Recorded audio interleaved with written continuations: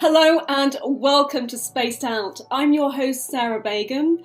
I love you to the moon and back will be more than just a metaphor in the future, especially when we have our own little villages on the moon. And with the Artemis mission in 2024, we're not that far away. Bringing this concept to life is my guest Giuseppe Reibaldi, the co-founder and president of the Moon Village Association, a newly founded NGO fostering the implementation of the Moon Village on a global scale. And Giuseppe is responsible for strategy and global networks. Hello, Giuseppe.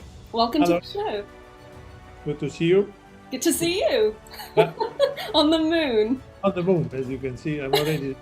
Which part of the moon are you on? Well, this time, since you see the Earth is on the near side of the moon, so there's Earth behind, so it's not on the dark side. Is there a specific name for that place? No, this is just let's say artistic view of a possible moon village, which has different infrastructure located in different areas of the moon. So interesting. Should have Giuseppe's corner. Right. So, Giuseppe, I'm really interested in this concept because it is going to be the future very soon, we hope. So what inspired you to set up the Moon Village Association and what are its objectives? Okay, well, first of all, I'm not new to the moon since I got interested in the moon when I was 9 years old. Therefore, I think it's a little bit of time which I have a certain interest on the moon, which of course then continued through my professional career. But coming to the reason of setting up the organization, the main rationale for this is that a few years ago, when I left the European Space Agency, where I worked only 35 years, I felt only 35 years. Right, that was the More longest. than my age. Right, absolutely. So this is the longest serving period, so that you could then live in a good way. So I decided, well, not only myself, but having discussion with a number of other international experts, that organization, non-governmental organization, could help in trying to speed up the process of moving forward beyond the lunar low Earth orbit. I worked 16 years on the International Space Station, so I know how complex and how long all this program takes. So I felt that maybe a good push might help on a global scale. And so this was a little bit the idea.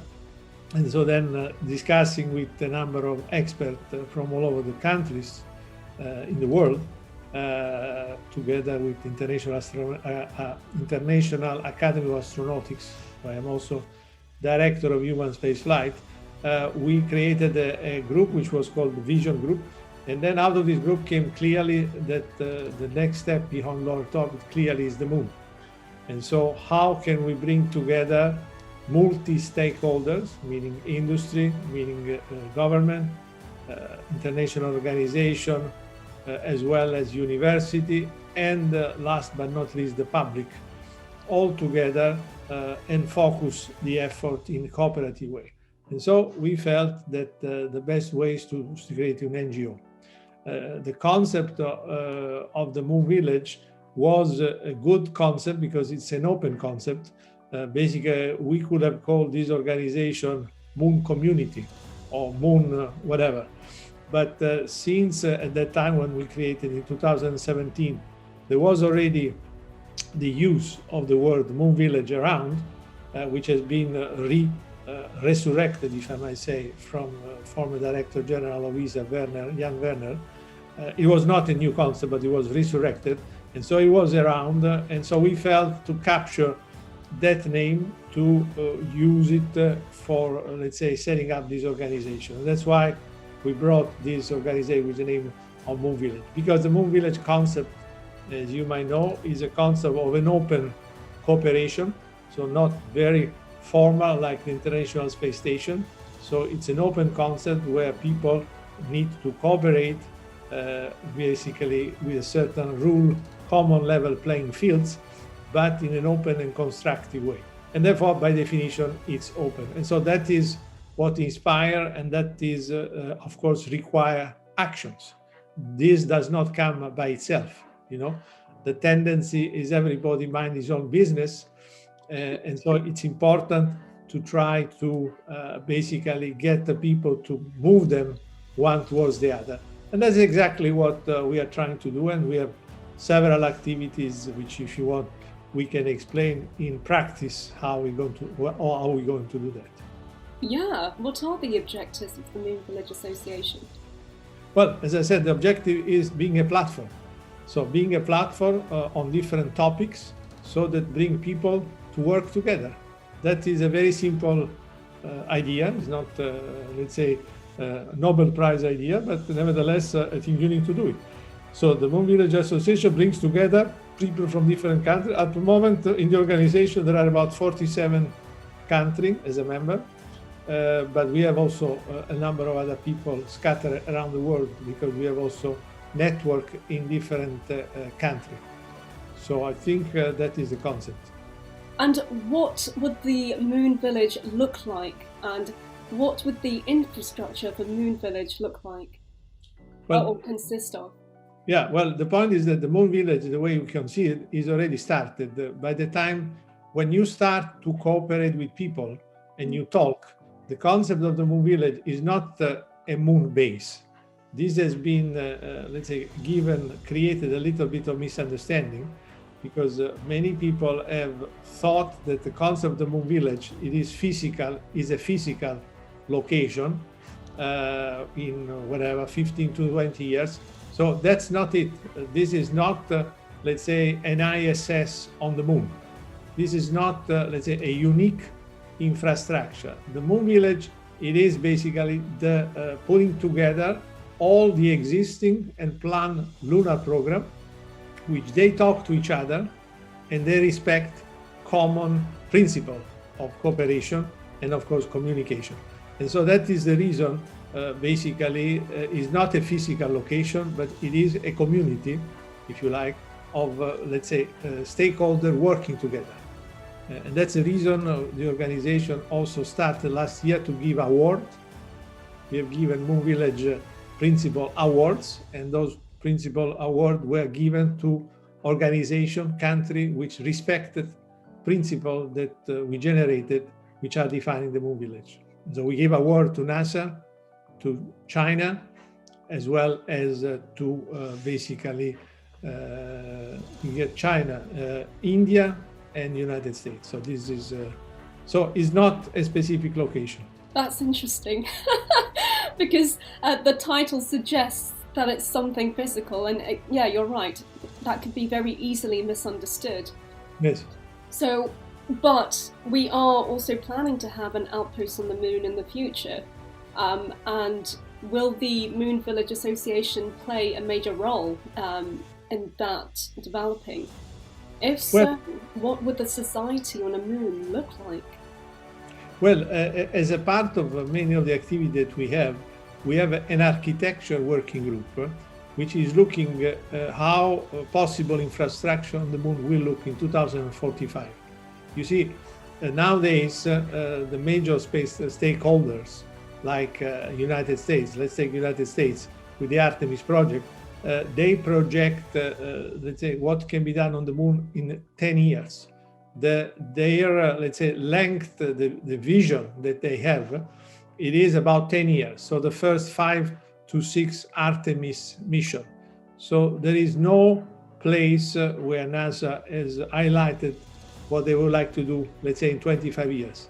To some extent, the same is valid for the Chinese, because being a very, let's say, pragmatic and realistic organization, it is very likely that there will be groups of infrastructure being implemented on the moon for political and for economical reasons.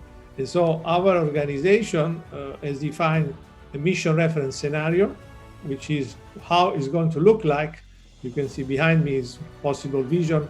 This year, in a couple of months, there will come out another artistic view.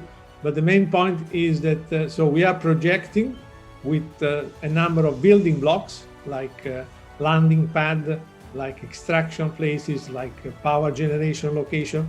All of this, they are located as a reference in the South Pole, one specific crater of the South Pole, and they are scattered around. So that will be a possible major infrastructure, but we assume that there will be at least two large infrastructure, which could be United States and his ally, and it could be China and his ally. But these are just reference mission, and these are important to understand how the two groups will work together and how within the same infrastructure there will be the different technical interoperability. Well, it's very interesting that you meant that, because China has definite plans to take the lunar South Pole, as does the US and India. So I'm interested to know, how do you get their cooperation without being caught in the middle of a conflict? Because that region, they believe, is very valuable real estate and could potentially hold water. Well, this is exactly the reason why we have created, particularly we just initiated the work a few weeks ago, last week actually, which is called Global Expert Group on Sustainable Lunar Activity, GEXLA. And this group, as the word says, is made out of experts from all over space agency, as well as industry, as well as academia, civil society, and basically the people, the public. So this group is exactly supposed to do that, to bring together all these stakeholders. And I'm pleased to say we have a large Chinese participation, a large American participation, Russian participation, European participation, South American participation, India participation. So we are at the moment in this group about 40 countries. And the goal of this group is precisely what you say, try to define a common level playing field on how to go to the moon in a peaceful and cooperative way. At the moment, there is no forum which is doing that in the world. So we are the only one. And we are going to bring the outcome of this discussion to the COPOS, which is the United Nations, as you know, Committee on Peaceful Cooperation for Outer Space. MVA, it's an observer member. And so we will be able to bring the findings of this group to the COPOS, which will then take the more official part. You see, this group is good because it's neutral, it's unofficial. And so people should be able to talk without any political constraint, which unfortunately, or by necessity, is there when you talk in places like the United Nations. It's very interesting. Why do you think it's crucial to have such a platform now? It's very crucial because the plan are making now and the mission are going now. So they are not in 10 years. They are mission going to the moon every year, as you know, from last year, and the rate is going to increase. So the probability of misunderstanding of behavior, especially going to close proximity, as you indicated yourself, South Pole, or other high state location, is high.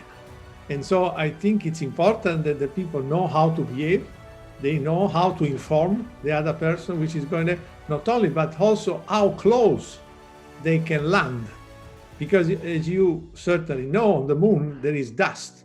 Yes. Because there is 1/6 of the gravity, there can be ejection and dust, which is going to damage other valuable infrastructure. So one of the first priorities is going to be how close can you land to somebody else without damaging. So this is, I mean, everybody knows that, but we have no numbers. So we hope that one of the outcome of this discussion is a possible common understanding. How close can you come? You can climb to 1 kilometer, 10 kilometers, 15 kilometers, because the locations are very close to the South Pole. I started thinking about potential war on the moon because of valuable resources between nations, and hence why you talk about a peaceful understanding between nations. So this is really important, because the last thing you want is, trade and industry from Earth to colonize other, planets and moons, and then start war there over the valuable resources there. That's something we really need to avoid. That's something that humanity needs to understand that they need to overcome. So this is really important to address. So I'd love to know what measures you've taken to get stakeholders such as government, industry, and the public interested in the development of the Moon Village Association, or the Moon Village. Okay. As I said, the best way is to demonstrate. You see, the organization has been created from the beginning not as a talk show. Talk show, there is a number of organizations, maybe yours is an excellent. Including mine. Hey, don't forget mine. No, I said by definition, as I said, there are plenty of very valuable talk show, including for sure yours. And so Moon Village Association was not meant, and is not meant to be one of these. So the Moon Village Association, starting from myself, which actually I am the main, let's say, founder of this organization, has always been pragmatic and oriented to deliverables. And so I think the best so-called proof of the pudding, as from your country, you are in UK, is to see whether the people like. And so the best test that we can have, that we propose activity, are the people interested in the activity, or it is just myself in a corner dreaming something totally nonsensical? Well, the good news is that apparently that's not the case, because as I said, just to quote what we did last week, we had all the people which they were members, they were there. We missed only one from the Kenya Space Agency. For the rest, everyone from all the country which they said they would be there, they were there. Now, of course, we have to see how the discussion is going to go when the concrete and specific topics are going to be addressed. But the best way to find out is to do it. So we do it. I love it. Man of action. Yes. Yeah, you have to be. Yes, I like that. So I understand you're working with both public and private initiatives. What existing or planned global moon exploration programs are you currently developing? Well, we are not developing a program. As I mentioned, we are a platform. So we are bringing together, let's say, the existing stakeholder, and we foster the involvement of new ones. In particularly, the concept of the Moon Village is a global endeavor. On the International Space Station, to come to a program which I know reasonably well, we had 16 countries, all of them from the developing world.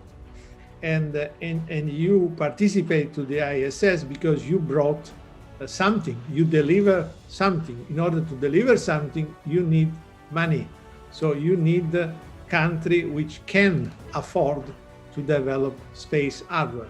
Well, the concept of the Moon Village allows people to participate also from the conceptual point of view.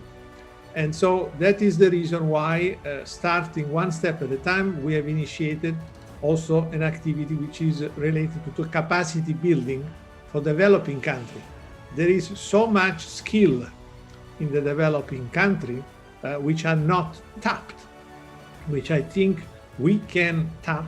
And of course, the topic is very inspirational of lunar exploration. So we hope that a number of people, women and men from all these countries, might be exciting and getting towards a STEM, because as you know, STEM is an important element for every country. So in a nutshell, the main thrust is bring the people together, the one which already have their own program, and therefore they have their own funding, and try to get interested and prepare the rest of the world.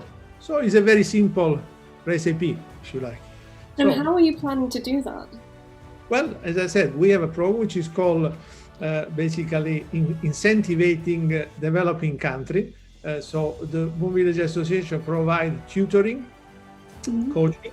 We are discussing also with United Nations capacity building program to see basically to ensure that we can create skill and interest in the country, but not only from the academic point of view, but also from the industrial point of view. So we are asking a number of countries which have been voluntarily coming to us to create what is called a roadmap at the level of a country. So why a country like, for instance, Nigeria should be interested in the moon activity? So that's the first question that each country is posing themselves. What are the skills that they have which they could offer in order to make interesting not only at, let's say, space agency or public, but also industry. So people start to see what are the skills existing. And so this is how it's moving forward. As I said, one step at a time. We have just finished the first phase of this called PEX program, where we had 9 countries from Nepal. Can you imagine? Nepal. Oh. Nepal, very interesting in the moon. Believe it or not, I was not aware. I believe it. I started thinking about Nepal was the they have a very large Buddhist community. They're very spiritual. They have a connection to the universe. So I started wondering recently, actually, whether there was a connection between spirituality and exploring the universe and the space industry. Whether that was like a natural connection. Well, I don't know. I'm exploring so. The connection that we had with the people of Nepal, just talking about, was not so, let's say, not material. Was it has been a discussion about also possibility to create analog, because Nepal, just to give an example, Nepal, as you can understand, is a country which has very high altitude, and because of that, the environment of some of the location might be quite similar to the moon to some extent. So one of the things which, talking about this country in particular, they are considering is to create an analog in order to bring people there, which also might have also a touristic impact. So what I'm saying, there is a lot, and the same might be valid also for the desert. We have also countries which are coming from the desert, Jordania. They have a desert. The Wadi Rum Desert, amazing. And they are considering also there to have an analog. So there is a lot of things which people might not realize, and this might help not to go maybe immediately to the moon, but to get involved in these issues, and this then will generate, let's say, innovation, will possibly bring interest, and then focus basically activity. Amazing. And are there currently private companies on the moon now? On the moon?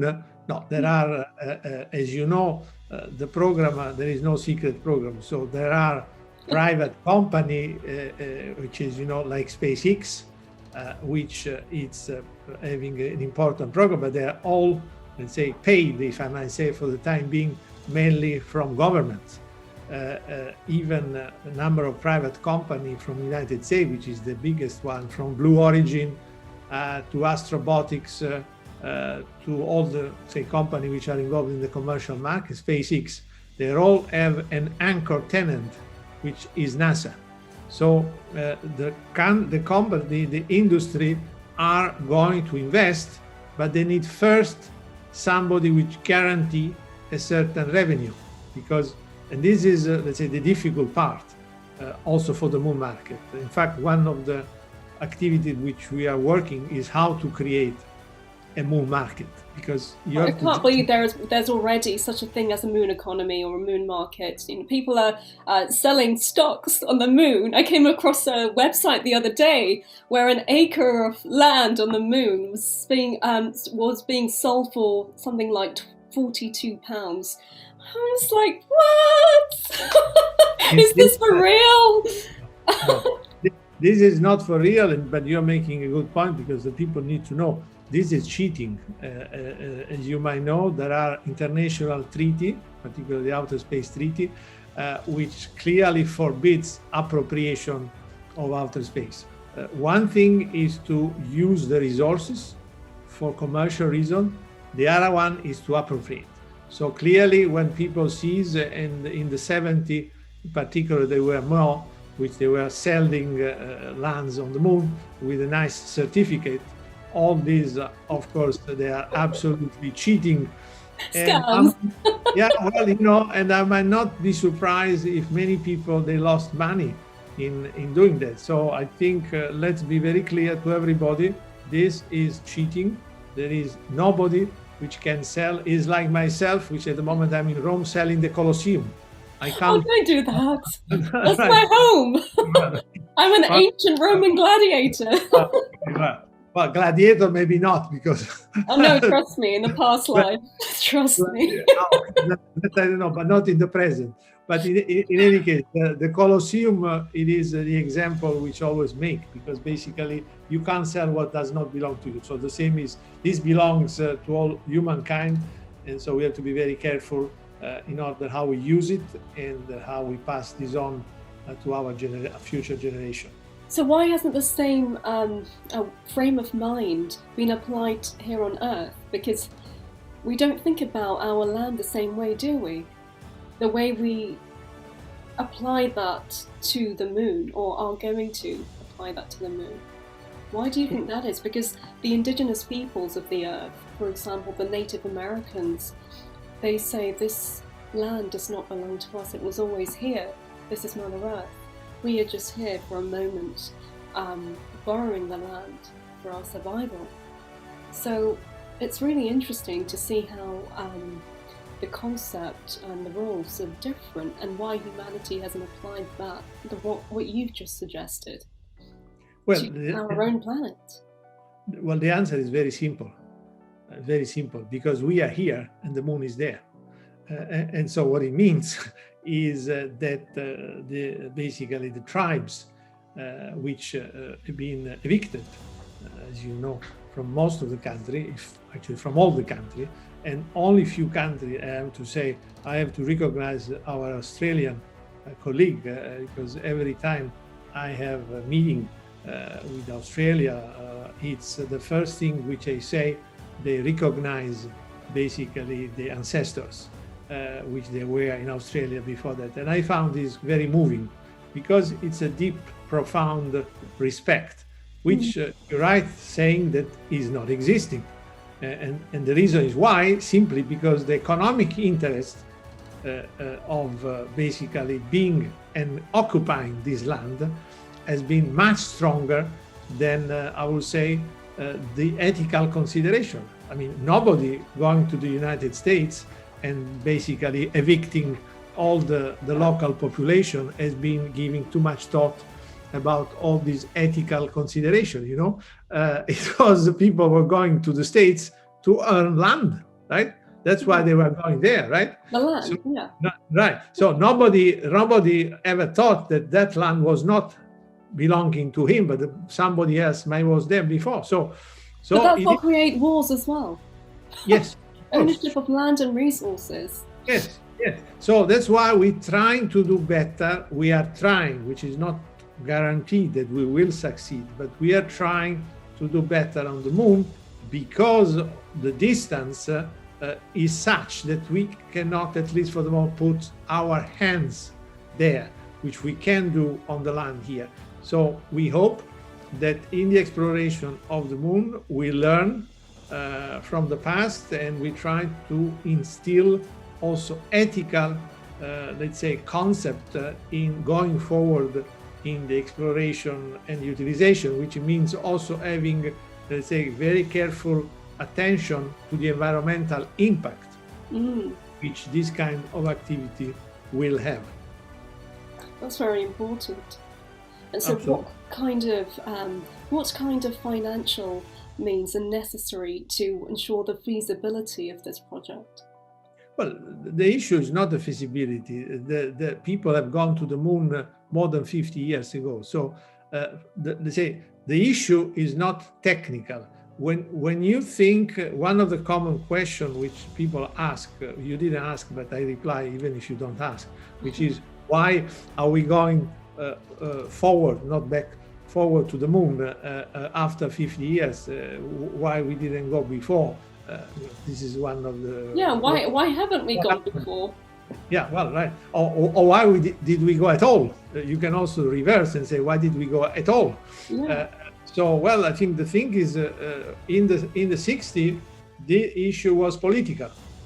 Okay, as we all know, Kennedy put the moon as a goal, not because he was particularly interested, he was a scientist, or he gave a goalpost, as we say, because he was, as he said himself, not because it's easy, because it's hard, because he need to demonstrate, let's say, the superiority of the Western system on the other side, and so this was a political goal, no matter how much the cost was. It was a war which was not, fortunately, there was no fight, but it was a war in the sense of how much expenditure. The program, the Apollo program, was classified, I would say, as a kind of security program. As such, did not have issue related with budget. Okay, so they need to be there before than anybody else. They did. So after this has been achieved, in order to continue your exploit, you need to have justification. There has been no justification for the last 50 years to go back to the moon. And the justification which is now coming is the sustainability related to the economics. So in other words, the demonstration which needs to be made, not if we can go, because we have gone 50 years ago with the technology of your iPhone. I mean, this was far more than what people had on the lunar excursion module of the Apollo. So the issue is not technical. Of course, we can go to the moon. The question is, does it make economic sense to go to the moon and use resources and create other market, tourism, infrastructure, telecommunication, navigation? You see, when there was the launch of the Sputnik in 57, nobody had thought, even the specialists, that in about, I would say, less than 10 years, there would be a market which will make money out of sending satellites. You know, people will tell you, you're crazy, you just send the satellite, who's going to pay for it? I mean, this is going in orbit 300 kilometers, what shall we do with it? So, and so a little bit at a time, as you know, the space exploration and space activity created market, created telecommunication market, created navigation market, Earth observation market, and so on and so forth. Now people are making a lot of money out of space activity, and so is a sustainable activity. Well, the moon, we have to demonstrate that on the moon is going to be something similar. You see, the government have a limited amount of money that they can spend, because fortunately we are not in a war situation to go back to the moon. So the amount of money that the government can spend is limited. So if you want to sustain, you cannot do that just on the basis of the money coming from the government. You need to create markets which are becoming self-sustainable. Okay, that's the reason when you look to the commercial and let's say national budget, government budget, you can see that the money spent and let's say earned by industry has let's say gone further, much further than what the government can bring to the space let's say activity. So in conclusion, we go to the moon because of a perceived economic sustainability of the lunar activities. But how do you make a moon rocket self-sustainable? How can that be achieved? Well, you can be achieved because, for instance, going to the moon, you need water. And if you want to move beyond the moon, you need propellant. So if you are able, and we know the water is there, so if you are able to produce using the resources on the moon, water, which then is used for drinking, as well as for creating propulsion, let's say, systems, then this is water is the gold of the moon. So water is going to be paid quite dearly. And even market like satellite on Earth orbit, the problem that we have at the moment is that the fuel of the satellite at a certain point in time ends. So if you can bring cheaper way those satellite propulsion, which is created from the moon, you created a market. The same it might be for tourism. There might be, let's say, a market related to tourism, navigation. And so the government are investing. There is no way, if the government will not invest, there will be clearly no future in the lunar activity. So the government are investing, they are setting up technology and some of the infrastructure, the rest are the private. They have to multiply this investment and create this market. What's the ratio in terms of investment from the government and from private companies? Well, of course, the private company doesn't tell you, so I cannot tell you. So, I mean, okay. if you are, well, I mean, that's nice. Well, I mean, if you ask Elon Musk to tell you how much, I would love to ask him to tell me. well, please go ahead and ask him, but I doubt that he's going to tell you. So I think we can just have an indication, even also the level of Jeff Bezos with Blue Origin. CFO says that he's investing about 1 billion per year or even more. So it's difficult, honestly, to say. The bigger the company, like SpaceX and Blue Origin, the more they're going to put, of course. But of course, the percentage, how much they are investing, it depends also on the trust of the investors. Because the company are not only belonging to them, but they belong also to the stakeholder. To the people which are investing in this company. So you have to be able also to convince your investor that you bring money, because in the future you get this money back multiplied, because otherwise that's the concept, right? So how would the return on investment work though? How will they be able to monetize this? And also I'd love to know about stocks being sold on the moon from these companies. How does that work, and how ethical is that as well right now?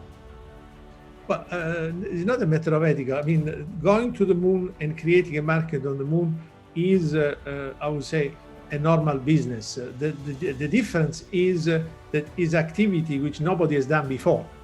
Let's put it this way. Every day, company on Earth create new application, create new technology, and therefore they create let's say, new strategy and selling products. So nobody is surprised.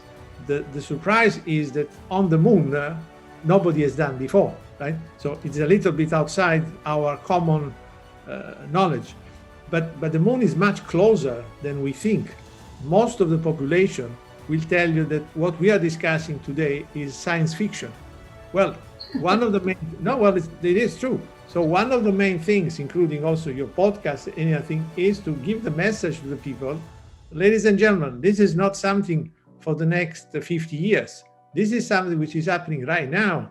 And you guys are lucky that you can witness the start of the utilization. 50 years ago, I was lucky, I was there, and I was a young chap, and I had the pleasure to see Armstrong setting foot on the moon. Amazing.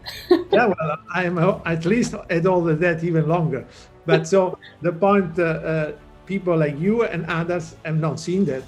They were told by the parents that they were there, but they didn't see themselves. Well, but now you guys are going to see, hopefully, we, including myself, hopefully, yes. I'll be on the moon picture behind you, next to you. We are going to see how all this will play out. And the good news is that we have a blank piece of paper which needs to be written down. So let's try to write in the proper way, basically. Okay, and moving forward towards that concept, can you describe what a moon civilization would look like? Well, again, it's very difficult, but there are plenty of. I'm not a science fiction fan, believe it or not. Okay. What is life on the moon expected to be like? So, can you describe a day in the life of living on the moon? Well, I think, Or doing business on the moon? or even have a tourist or have a honeymoon on the moon. Honeymoon! Why not? Why not? Exactly.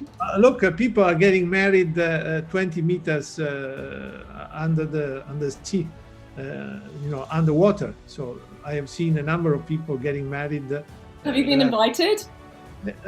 No, I'm not being invited, but I would not go either. But there are locations, in particular in Florida, which basically there are hotels which are about 10, 15 meters below the sea level, so underwater. They exist already. So there is a possibility of everything. So coming to your question, how does it look like a day on the moon? It depends what are you doing there? Why are you there? That is, well, it depends. That's true. Yeah, I mean, if you are there, it must be for a reason, right? So either you are working in one of these possible extraction company, which will basically process lunar material, and therefore I think, your life will be probably not different from the one that they live at the South Pole to some extent, or you will be a scientist, because there will be, of course, also scientists. They may be also tourists, and so clearly is a different way of living than the one that we see here. But I think the closest that we can imagine is, as I said, we have on the South Pole, we have a number of polar bases, which are also, let's say, living through the long period of darkness and long period of light. So it's going to be in an enclosed environment. It's going to be with a lot of, let's say, facility, computer facility, 3D, where people can visit their own relatives and talk with them like face to face, because there will be clearly hologram, so that you can actually physically talk with your mother or your father or whatever it is. But there is no need to invent anything. There are plenty of books, plenty of movie about that. The main point is how the man will exchange internally. And there is the issue of the overview effect. And the overview effect is, and that is, of course, a very important reason why potentially people might also consider touristic attraction, because seeing the Earth from the moon is breathtaking. This is really something which you can't even, imagine yourself. This is something which also, as organization, as MBA, we are trying to put a camera on a lunar lander and be able then to go on your, let's say, smartphone, and then go to an application and see what do you see from the moon. You see, every time there is a full moon or the moon is getting bigger, like these days, by the way, you go out and you see the moon, right? And you say, oh, okay, that's nice, but how does it look myself from the moon? What do they see? If I will be there, what do I see? Well, you will see the Earth, which is four times bigger than the moon. So you see, as you see now, even tonight, go out and see how you see the moon, and then think about that. If you will be on the moon, you will see 4 times bigger, but you will not see that dull color of the moon. You will see the blue, you will see the white. It's beautiful. It's really beautiful. You can't describe it. I mean, I've not been there, but I have to believe what the people are telling us. And we try also to communicate this by this live streaming camera, which we are considering to put on the moon surface, so that the people can feel how close we are, and and that is going to bring also the element of the environmental element, because we have only one Earth for the time being, and so we should really try to keep it.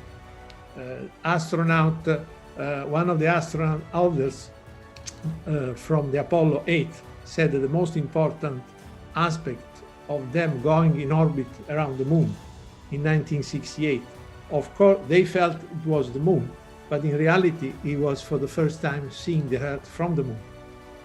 You see, because the moon you can see with a telescope. Of course, going there, you see much more detail, but we never saw the Earth from the moon. It's something new. And in fact, the environmental movement started towards the end of the 60s by chance, most likely related also to the consciousness that the Earth is a very small dot in the universe. Where there is there is no separation of country. There is no separation. To some extent, maybe to bring it forward, is what the Beatles, coming from your country, is imagine a world which is actually reality. So this is not an illusion, but is the reality. So what we're trying to do in a nutshell is to try to bring all of this focus together so that the people can really share this excitement. And how will life on the moon bring the people of Earth together?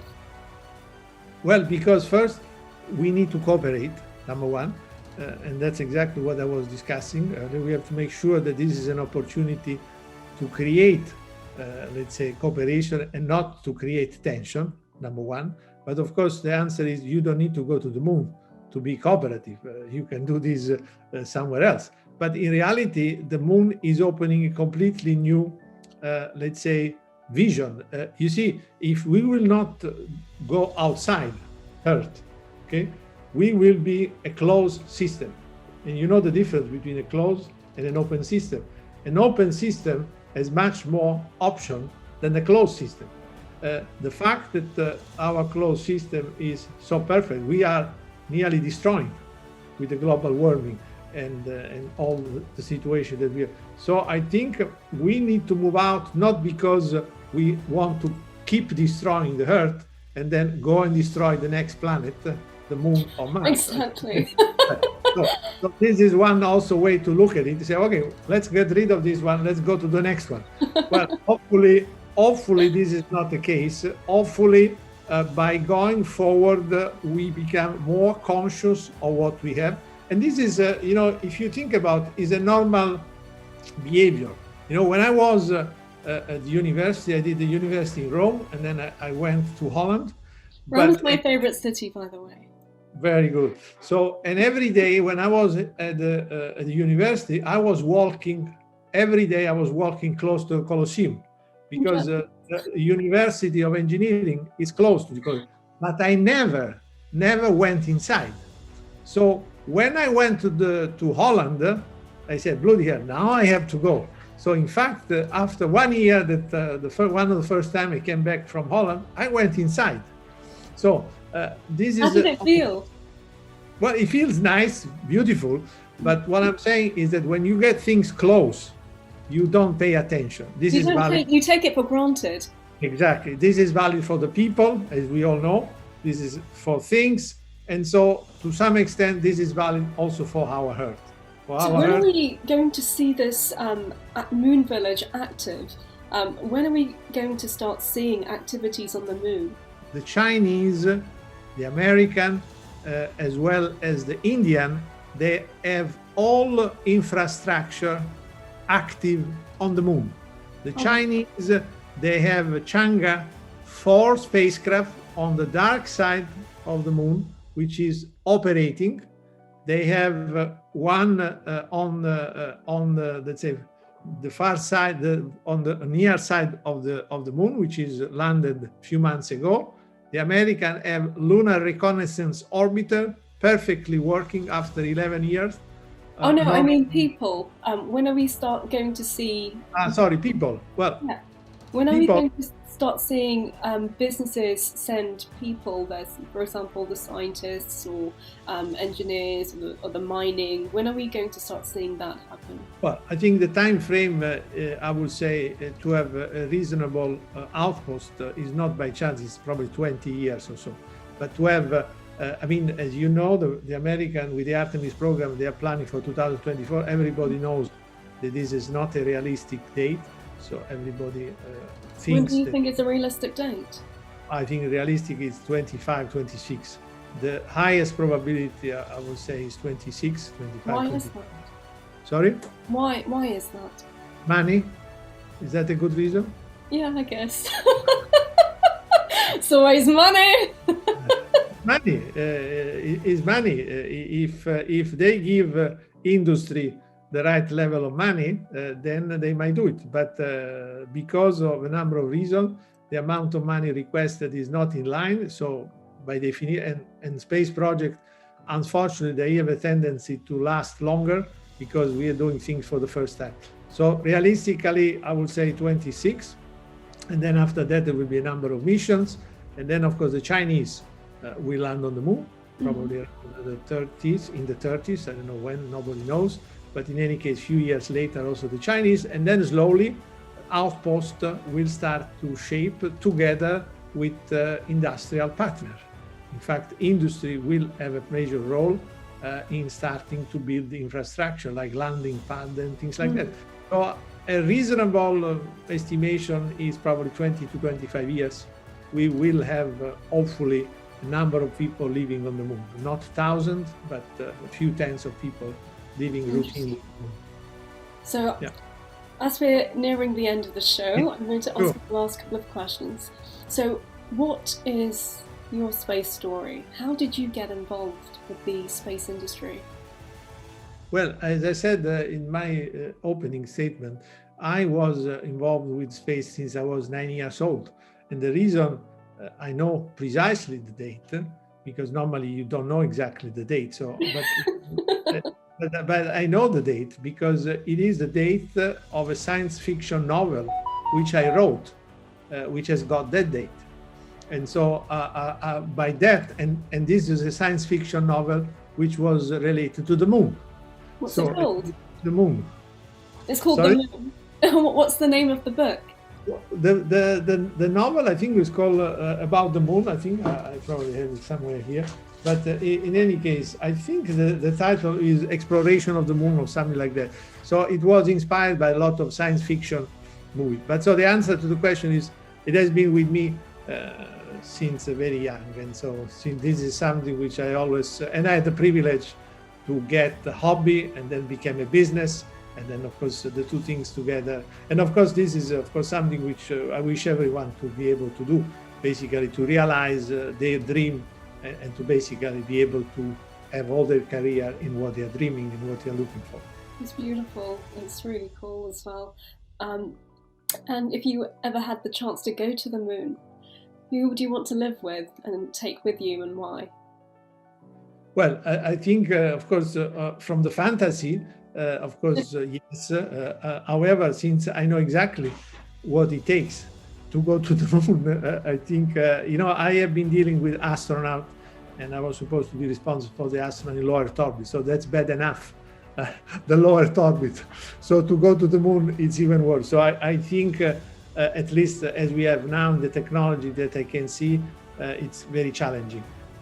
Who I will take with me? Probably my wife, but my wife will not come with me if she does not have nice shops. So she will not. She will first need to have a good shopping, particular shops, and then probably she will come. So I think I will have to think. Well, you need to start getting shops on the moon soon, then. Yeah, well, that's it. That's in your moon village. Absolutely. So, amazing. Well, this is really amazing, and I really hope. I really hope to see this progress. I look forward to seeing the developments, and yeah, I'm really excited. I'm really excited about our outpost on the moon, about seeing activities develop on the moon. And thank you so much for your time. It's been so inspiring and interesting just listening to you. I really enjoyed the conversation. Thank you. So thank you, Sarah. And you need to follow the Moon Village Association, go to the website, and then you can always know social media so you can see. Yeah, please. What's the name of the website? Do you want to tell our viewers? www and then .moonvillageassociation.org. ORG. It's very simple. And we are the only organization with that name. So I think it's easy to find. And we have social media, tweet, as well as any other standard social media, so we can follow us and see what we are doing. Is there any way they can get involved with? Yes. Well, as I said, it is meant, it is created to get the people, all the people involved, not just the top specialists. So I think the idea is indeed to get individual as well as organization involved in the Moon Village. So by all means, go on the website, have a look, and take your chance and come forward and participate. Join. Amazing. I shall do that. I will watch for you becoming a member. So I will. I'm going to go on your website now. Okay, let's do that. Absolutely. So thank you, Sarah, for this good conversation, and I wish all your audience a good rest of the day. Thank you so much. Have a beautiful day too, and enjoy Thank you. my favorite city. Bye.